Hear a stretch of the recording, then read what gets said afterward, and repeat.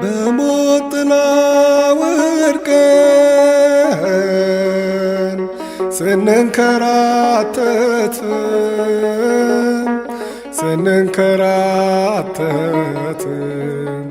በረቀቀው ፍቅሩ ዋጀን ከጥፋት በጎልጎታ የታየው ግሩም መድኃኒት ሃሌሉያ ላንተ ለኃያሉ ጌታ ሃሌሉያ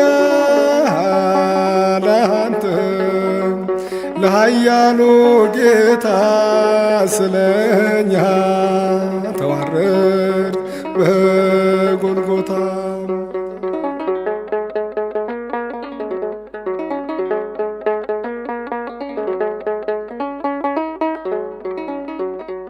የሞት ሸክም ከብዶን በጣር ስንባዝን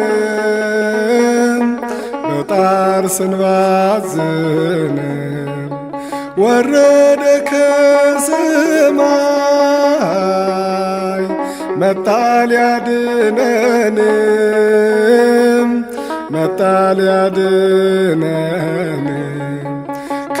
ከባርነት መንፈስ ሊገላግለን ሃሌሉያ ላንተ ለኃያሉ ጌታ ሃሌሉያ ላንተ ለኃያሉ ጌታ ስለኛ ተዋረድ በጎልጎታ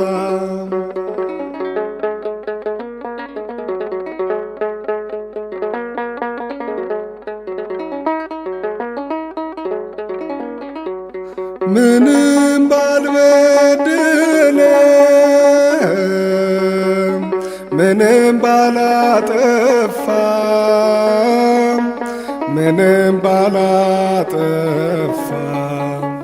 ሁሉን ማድረግ ሲችል ደካማዬ ሆነው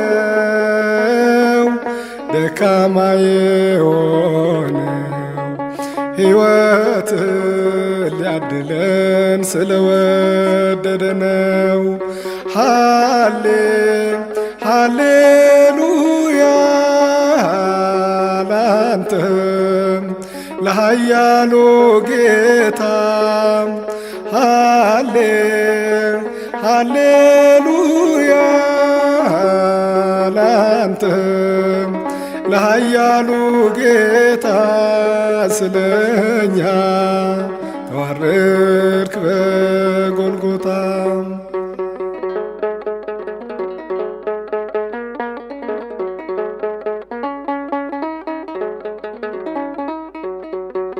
እስቲ አስተውሉ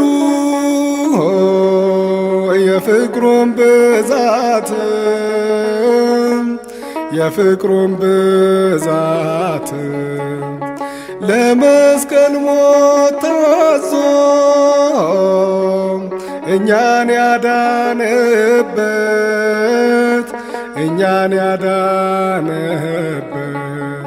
ምንም አቻ የለው የጌታ ቸርነት። ሃሌሉያ ላንተ ለኃያሉ ጌታ ሃሌሉያ ላንተ ለኃያሉ ጌታ ስለኛ ተዋረድ በጎልጎታ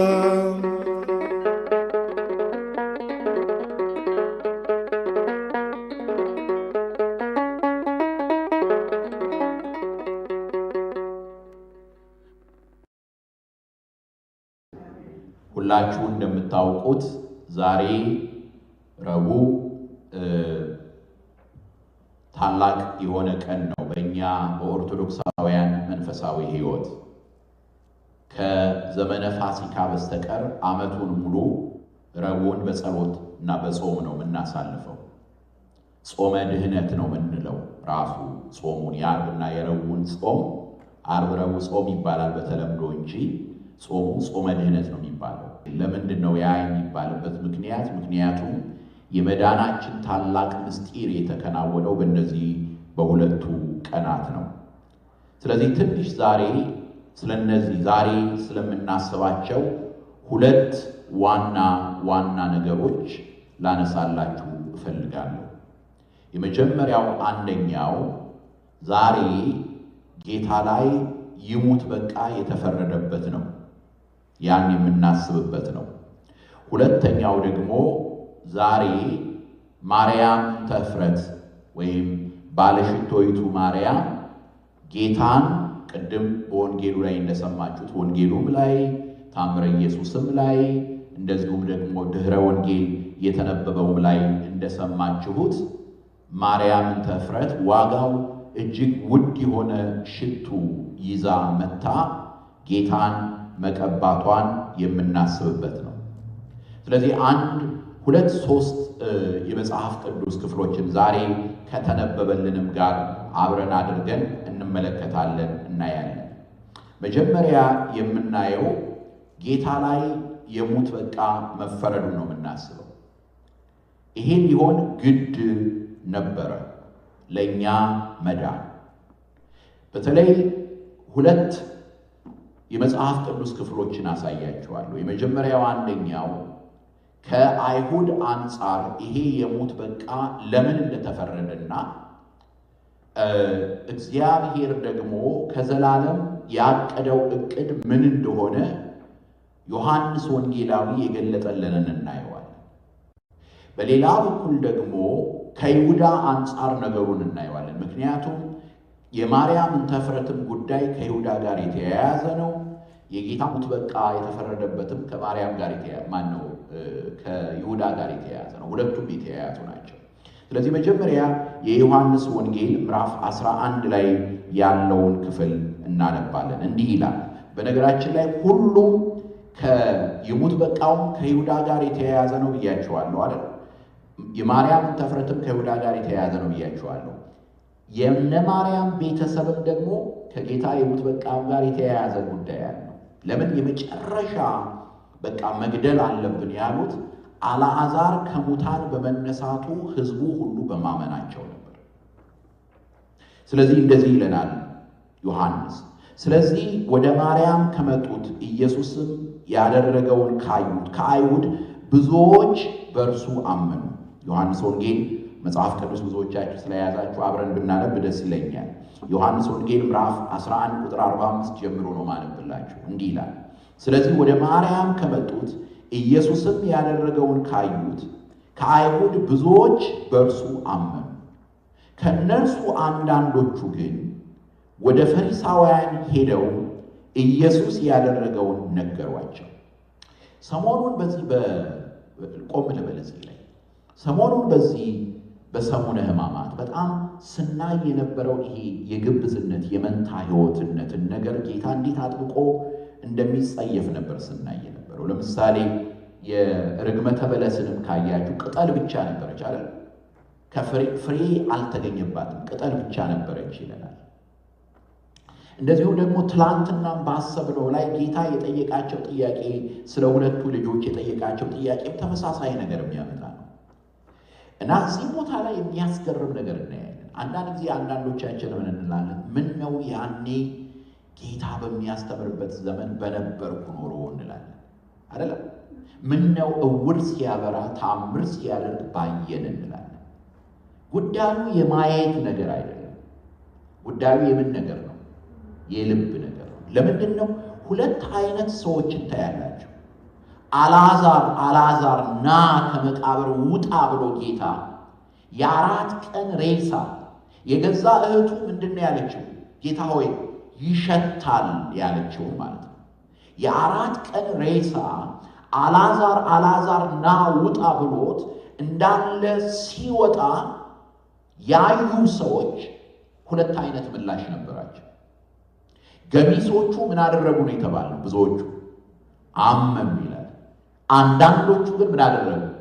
ሄደው ለካህናት አለቆች ነገሯቸው። ዮሐንስ የሚነግረን ይሄንን።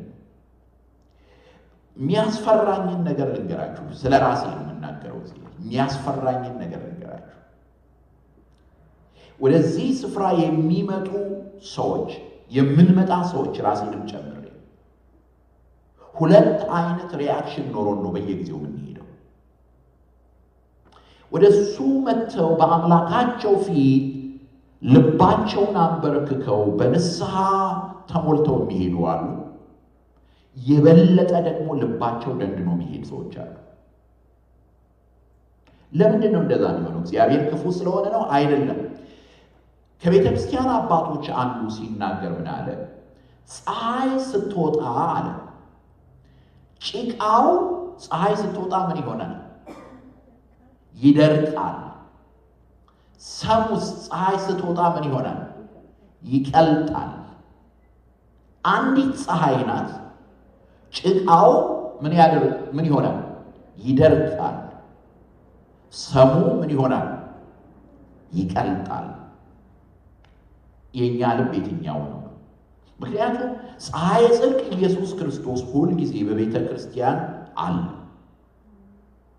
እኛ ካህናቱ ደካማ እንሆን ብርቶች እንሆን፣ እናንተም ምዕመናን ደካማ እንሆን ብርቶች እንሆን፣ እግዚአብሔር ስለ ቃሉ የታመነ ስለሆነ ስሙ በሚጠራበት ፀሐይ ጽድቅ ኢየሱስ ክርስቶስ ሁል ጊዜ በበረከት ይገኛል። በዚያ ውስጥ የበለጠ ይጠነክራል። በያዘው ቂም፣ በያዘው ነገር፣ በያዘው ሁኔታ የበለጠ ይጠነክራል። ደግሞ ንስሐ ይገባል። ስለዚህ እነዚህ ሰዎች ሄደው ኢየሱስ ያደረገውን ነገሯቸው። እንግዲህ የካህናት አለቆችና ፈሪሳውያን ሸንጎ ሰብስበው በሲናድሬሙ ማለት ነው ሸንጎ ሰብስበው ምን እናድርግ? ሰው ብዙ ምልክቶች ያደርጋልና እንዲሁ ብንተወው ሁሉ በእርሱ ያምናል። የሮሜም ሰዎች መጥተው አገራችንን ወገናችንን ይወስዳሉ አሉ።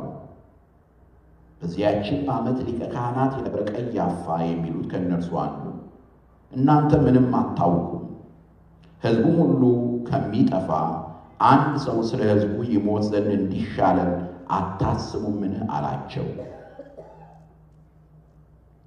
የሚገርም ነገር ነው። ወንጌል ነው የተናገረው። በነገራችን አላወቀው። ምክንያቱም ምን ይለናል ዮሐንስ ሲነግረን እንዲህ ይላል፣ ይህንንም የተናገረ ከራሱ አይደለም፣ ነገር ግን በዚያች ዓመት ሊቀ ካህናት ነበርና ኢየሱስ ስለ ሕዝቡ ሊሞት እንዳለው ትንቢት ተናገረ። ስለ ሕዝቡ ብቻ አይደለም፣ ነገር ግን የተበተኑትን የእግዚአብሔርን ልጆች ደግሞ በአንድነት እንዲሰበስባቸው ነው እንጂ። እንግዲህ ከዚያን ቀን ጀምረው ሊገድሉት ተማከሩ። የሚገርም ነገር ነው እዚህ ላይ የምናየው። ቀያፋ በክፋት መንገዱ ነው የሚሄደው። ኋላም ላይ ጌታን ሲያስደበድብ ሲዘብትበት እናያለን ሰሙነ ሕማማት ላይ። ግን ከተቀባው ቅባት የተነሳ ግን እግዚአብሔር ግን በሱ ውስጥ ይሰራ ነበር። ሊቀ ካህናት ስለነበረ ትንቢት እየተናገረ ነበር። ክፉ ሰው ነው፣ ግን እሱ ምን እያለ ነበር? ትንቢት እየተናገረ ነበር።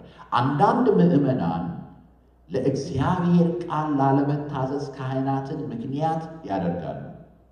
ይሄ ቃል ይከሳቸዋል።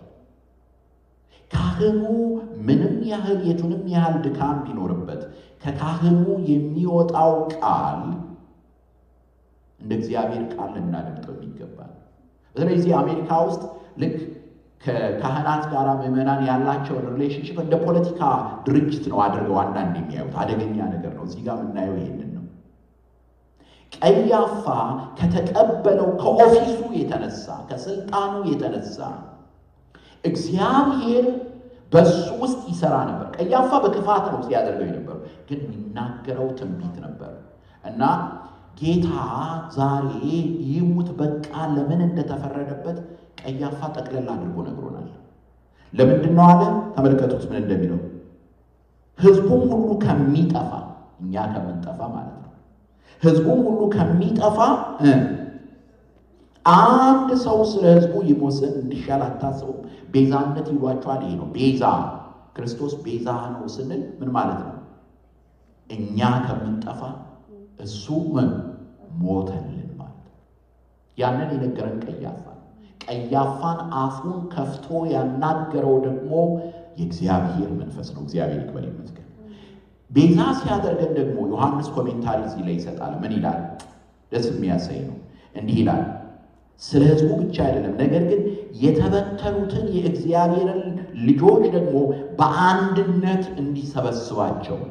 ክርስቶስ ዓርብ ዕለት አሁን ፊታችንን የምናስበው በመስቀል ላይ የተሰቀለበት ምክንያት እኛን በአንድነት ምን ያደርገን ዘንድ ነው? ይሰበስበን ዘንድ ነው። ይሄ አንድነት የእድር አንድነት አይደለም፣ የዕቁብ አንድነት አይደለም፣ የሆነ ማህበር አንድነት አይደለም። ይሄ አንድነት በሥላሴ ዘንድ ያለችው አንድነት ናት። ለምን? ምክንያቱም የሚሰቀለው የሚሞተው የእግዚአብሔር ልጅ ነው። በአብና በእርሱ መካከል ያለውን አንድነት ነው ለእኛ የተመኘልን። እኔና አንተ አንድ እንደሆን እነርሱም ከእኛ ጋር ምን ይሆኑ? አንድ ይሆኑ። ለዚያ ነው የሞተው። ለዚያ ይሞት በቃ ተፈረደበት። አሁን ወደ ማርያምን ተፍረት ከመሄዴ በፊት ሉቃስ ወንጌል ላይ ያለውን ክፍል ላሳያችሁ እፈልጋለሁ። የሉቃስ ወንጌል ምዕራፍ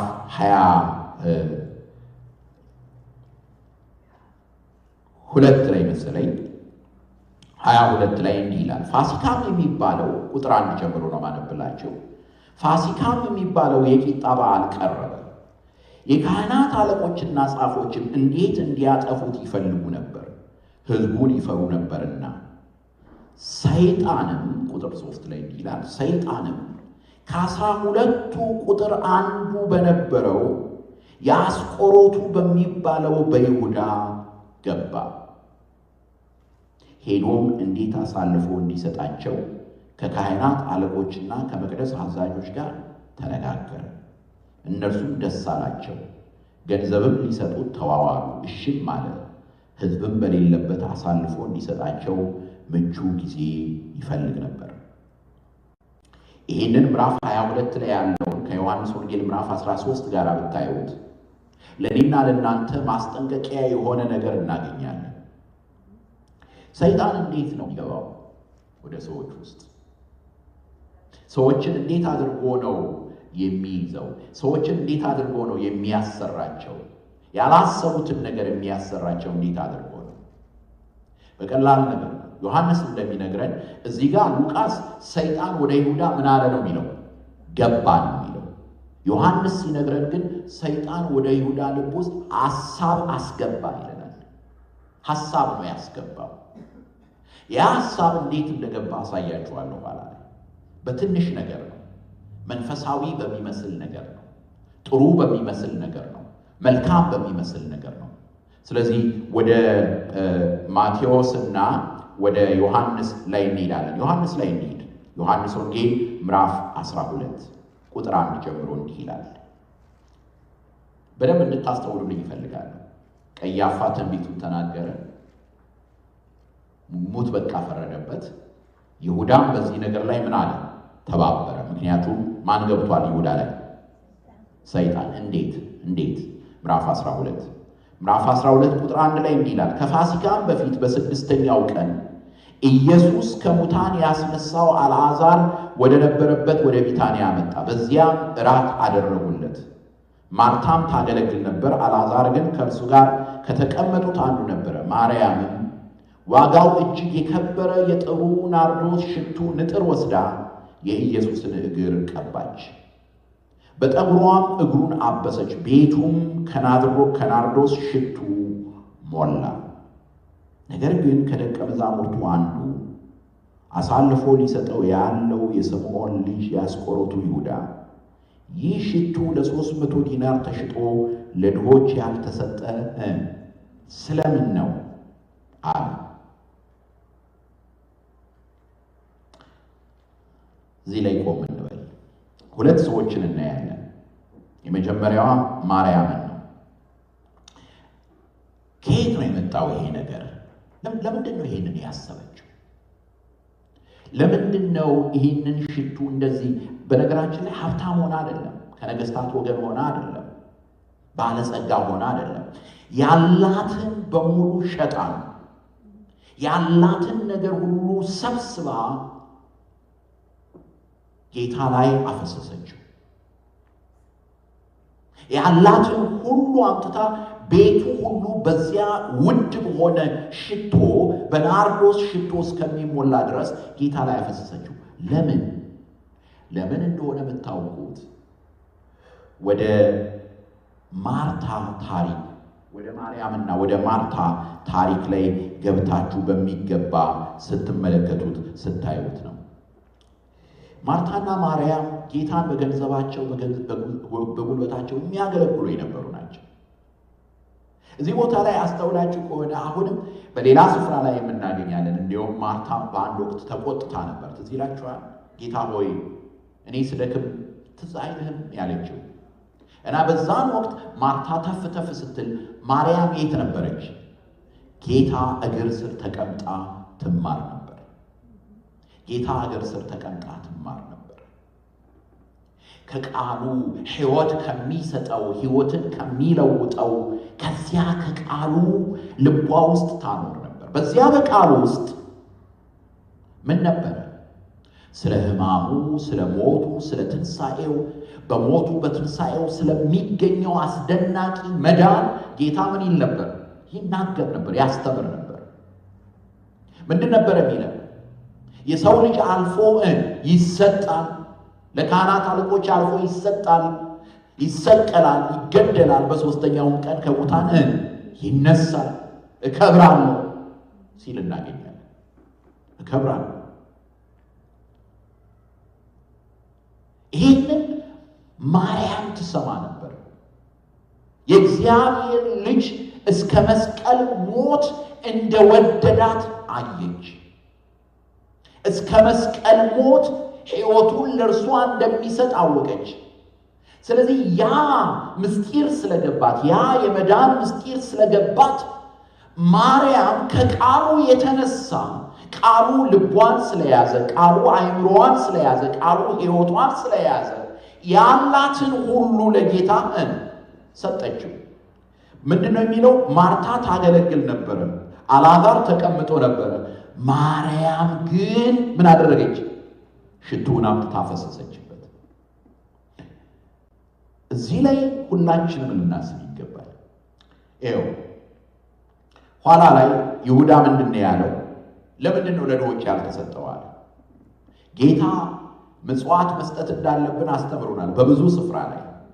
ሁለት ትልልቅ ታሪኮችን እናገኛለን ከምጽዋት ጋር የተያያዘ። አንደኛው የተራራው ስብከት ላይ ምጽዋት ስትሰጡ ስትመጸውቱ እንደ ግብዞች አትሁኑ ብሎ ያስተማረውን ታገኛላችሁ። ሌላ ደግሞ ያችን 2 ዲናር የጣለችዋን ሴት እንዴት እንዳመሰገናት ትዝ ይላችኋል አይደል? እንዴት አድርጎ እንዳመሰገናት። ስለዚህ ለድሆች መስጠትን ይሆን ማናቸውንም ነገር ማድረግ ይሄንን ጌታ ይወዳል። ግን ይሄ ፍሬ የሚያፈራው ለድሆች መስጠት እንበለው፣ መድከማችን እንበለው፣ መውጣታችን መውረዳችን መመንጨት ያለበት ክርስቶስን ከመውደድ ነው መሆን ያለበት። ክርስቶስን ከማፍቀር ነው የሚሆነው። ከክርስቶስ ጋር ካልተገናኘ ያ አሁን በዚህ ዘመን ለምሳሌ ታውቃላችሁ እናንተ እንደ አሜሪካውያን ያለ ጀነረስ ህዝብ የለም። በእውነት ለመናገር አይደል? እውነቴን ነው የምላችሁ። እንደው አንድ ህዝብ ተቸገረ ከተባለ መስጠት ነው አይደለም? ፕሮቴስታንቱ ዓለም በሙሉ በአሁኑ ሰዓት አምልኮውን እንዳለ አስቀምጦ ቻሪቲ ድርጅት ነው የሆነው። ታውቃላችሁ አይደል? ቻሪቲ ድርጅት ነው የሆነው። በቃ ምንም በክርስቶስ አያምንም። አብዛኛው ፕሮቴስታንት አሁን ይሄ ሜንላይን ቸርች የሚባለው በክርስቶስ ትንሣኤ አያምንም፣ በክርስቶስ አምላክነት አያምንም። ነገር ግን ሰውን በመርዳት ያምናል። ምንድነው ችግሩ? ከክርስቶስ የተለየ ነገር ሁሉ፣ የክርስቶስ ፍቅር የሌለበት ነገር ሁሉ ምንድነው? ባዶ ነው። ባዶ ነው። ወዴት ነው የሚያመጣው ካል መጨረሻ ላይ የክርስቶስ ጠላት ወደ መሆን ነው። የክርስቶስ ጠላት ወደ መሆን ነው።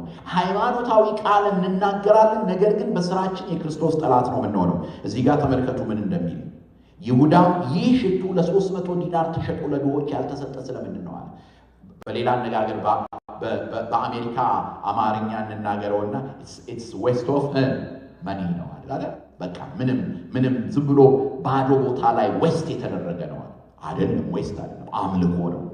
በነገራችን ላይ ቤተክርስቲያን ማርያም ማለት ቤተክርስቲያን ናት።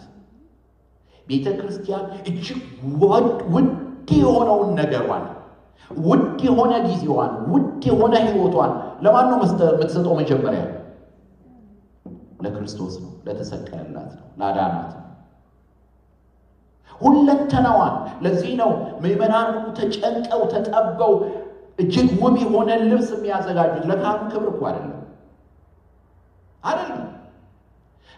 መቅደሱን ለማስዋብ ይሄንን ቤተክርስቲያኑን ለማስጌጥ የተለያየ ነገር የሚያደርጉበት ምክንያት የሞተላቸውንና የተነሳላቸውን ከማሰብ የተነሳ ነው። ነገር ግን ይሁዳ በጣም ነበር ያናደደው ያስቆጣው። ለምን? ምክንያቱም በይሁዳና በማርያም መካከል ያለው ልዩነት አንድ ነገር ነው። ሁለቱም ትምህርቱን ሰምተዋል። ጌታ ከዋለበት የዋለ ካደረበት ያደረ ነው ይሁዳ። ግን የይሁዳ ልብ ጭቃ ነበር፣ የማርያም ልብ ሰም ነበር። ቅድም የነገርኳችሁ። ስለዚህ ማርያም ቀለጠች በፍቅሩ። ስለዚህ ያላትን በሙሉ በነገራችን ላይ አባ ማቴዎስ ዘአልቦጥሪት የሚባሉ በቅርብ ያረፉ ግብፃዊ አባት አሉ። አልምስኪን ማቴዎ አልምስኪን ይባላል። ማታ አልምስኪን እሳቸው ሲናገሩ ምን አሉ? በቤተ ክርስቲያን ታሪክ ላይ የመጀመሪያውን በክርስቶስ አካል ላይ እውነተኛ አምልኮ የፈጸመ ከሰው ወገን ይችናታል። ለዚህ ነው ወንጌል በተሰበከበት ሁሉ ስሟ ይነሳል ያለ። ምክንያቱም ለሞቴ ነው ያለው። ሞቱንና ትንሣኤውን አስባ አምልኮ የፈጸመች ይችናት። ሞቱንና ትንሣኤውን አስባ አምልኮ የፈጸመች እሷ ናት።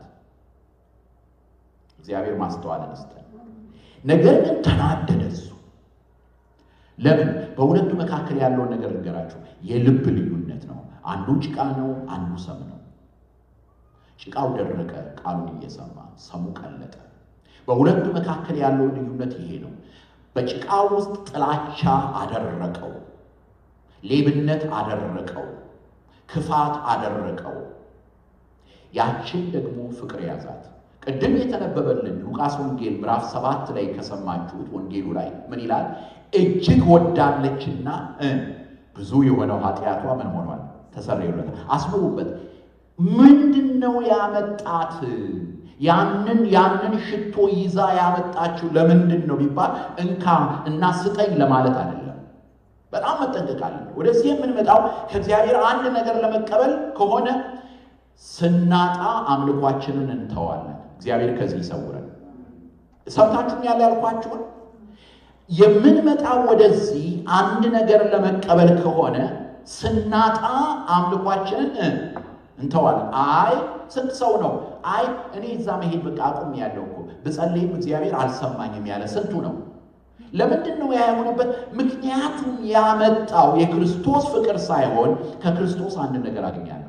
እሷን ያመጣት የኃጢአት ስርየትን አግኝታለች። አዎ። በሰላም ሂጂ መባልን አግኝታለች። አዎ። ግን ያመጣት ነገር ቢኖር፣ ያስለቀሳት ነገር ቢኖር፣ እግሩን እንድትስም ያደረጋት ነገር ቢኖር፣ በፀጉሯ እንድታብሰው ያደረጋት ነገር ቢኖር፣ ዋጋው እጅግ ውድ የሆነውን ዋጋ ያለውን ሽቱ እንድትሰጥ ያደረጋት ነገር ቢኖር ምንድን ነው? መውደዷ ነው። ዛሬም የሚያሰግደን ያ ነው መሆን ያለበት። ስርዓት ስለሆነ አይደለም። በቤተክርስቲያን መጽሐፍ ላይ ስለተጻፈ ብቻ አይደለም መሆን ያለበት። የሚያሰግደን የሚያዘምረን ጎንበስ ቀና እንድንል የሚያደርገን በመስቀሉ ላይ ጌታ ለኔና ለእናንተ የገለጠው ፍቅር ነው መሆን ያለበት። ስለዚህ ይሁዳ ያንን አደረገ። ምን ይላል ታዲያ? ይህን የተናገረ ሌባ ስለነበረ ነው እንጂ ለድሆች ተገዶላቸው አይደለም። ከረጢትም ይዞ በውስጡ ከሚገባው ይወስድ ስለነበረ ነው። ኢየሱስም ለምቀበርበት ቀን እንድትጠብቀው ተዋት። ድሆችስ ሁልጊዜ ከእናንተ ጋር ይኖራሉና እኔ ግን ሁልጊዜ ከእናንተ ጋር አልኖርም አንኖርም። ስለዚህ ዛሬ እነዚህ ሁለቱ ነገሮች የተከናወኑበት ነው። ሁለቱ ደግሞ የተገናኙ ናቸው። ያስተውላችኋል አይደል? ሁለቱ የተገናኙ ናቸው። ምክንያቱም ይሙት በቃ የፈረዱት ከይሁዳ ጋር ተመካክረው ፋይናላይዝ አድርገው ነው። ይሁዳን ደግሞ ካስቆጡት ነገሮች አንዱ ደግሞ ምንድን ነው? ጌታ ሽቶውን መቀባቱ ነው። ግን በዚህ ሁሉ ግን የእሱ ይሙት በቃ መፈረድ ድንገተኛ አይደለም። አምላክ መሆኑን እንዳንረሳ ራሱን ባዶ አደረገልን እንጂ ሁሉን የሚያውቅ ነው። ስለዚህ ነው ሐመ በፈቃዱ ሞተ በፈቃዱ የምንለው፣ በፈቃዱ ታመመ በፈቃዱ ሞተ የምንለው። ለዚህ የመጨረሻውን ጥቅስ አነብላችሁ እናቆማለሁ። ምዕራፍ 12 ቁጥር 27 ላይ እንዲህ ይለናል፣ አሁን ነፍሴ ታውካለች ምንስ ስላለው፣ አሁን ነፍሴ ታውካለች። ከላይ ጀምሮ ባነብላችሁ ደስ ይለኛል፣ ምክንያቱም ጌታ የተናገረውን ነው የምናየው። ኢየሱስም መለሰላቸው እንዲህ ሲል ቁጥር 23 ላይ ምዕራፍ 22 ላይ ኢየሱስም መለሰላቸው እንዲህ ሲል፣ የዮሐንስ ወንጌል ምዕራፍ 12 ቁጥር 22 ላይ ቁጥር 23 ላይ ነው ማነብላችሁ። ኢየሱስም መለሰላቸው እንዲህ ሲል፣ የሰው ልጅ ይከብር ዘንድ ሰዓቱ ደርሷል። አስመሩበት ይህንን ቃል። የሰው ልጅ ይከብር ዘንድ ምን ማለት ነው? ይከብር ዘንድ ምኑን መክበር እንዳለው አስተውላችኋል? ምኑን ነው መክበር ያለው? ሞቱን ነው መክበር ያለው። የመስቀል ሞት መራራ ሞት ነው አይደል? ግን ክብር አለው። የሰው ልጅ ይከብር ዘንድ ሰዓቱ ደርሷል። እውነት እውነት እላችኋለሁ የስንዴ ቅንጣት በምድር ወድቃ ካልሞተች ብቻዋን ትቀራለች፣ ብትሞት ግን ብዙ ፍሬ ታፈራለች። ነፍሱን የሚወድ ያጠፋታል፣ ነፍሱንም በዚህ ዓለም የሚጠላ ለዘላለም ሕይወት ይጠብቃታል። የሚያገለግለኝ ቢኖር ይከተለኝ፣ እኔም ባለሁበት አገልጋዬ ደግሞ በዚያ ይሆናል። የሚያገለግለኝም ቢኖር አብ ያከብረዋል። አሁን ነፍሴ ታውካለች ምንስ ስላለው፣ አባት ሆይ ከዚህ ሰዓት አድነኝ። ግን ስለዚህ ወደዚህ ሰዓት መጣው። አባት ሆይ ስምህን አክብረው፣ ስለዚህም አከበርኩት፣ ደግሞም አከብረዋለሁ የሚል ድምፅ ከሰማይ መጣ። በዚያ ቆመው የነበሩት ሕዝብ በሰሙ ጊዜ ነጎድጓድ ነው አሉ፣ ሌሎች መልአክ ተናገረው አሉ።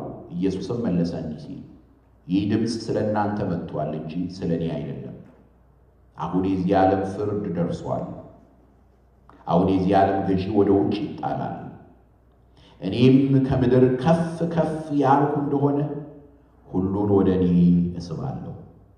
ከምድር ከፍ ከፍ የሚለው እንዴት ነው? በመስቀል ሁሉን ወደ እኔ እስባለሁ።